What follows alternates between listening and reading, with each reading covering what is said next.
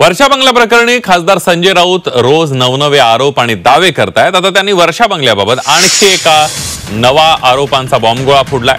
संजय राऊतांच्या दाव्यानुसार वर्षा बंगल्यावर काळी जादू करण्यात आली आहे। कामाख्या मंदिरातून आणलेली रेड्याची शिंग त्या ठिकाणी पुरल्याचा दावा संजय राऊतांनी केलाय।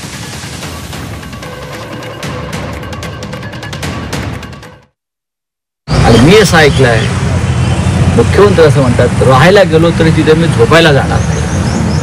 म्हणजे काय प्रकार आहे की कामाख्या मंदिरात जे काय रेडे कटिंग झालं तिथून काही मंत्रलेली शिंग आणली म्हणजे काय आणि ती तिकडे पुरली आहे की मुख्यमंत्री पद कोणाकडे टिकू नये दुसऱ्या माणसाकडे। आम्ही सगळे असं तिकडला जो कर्मचारी वर्ग त्यांनी ते सांगतायत।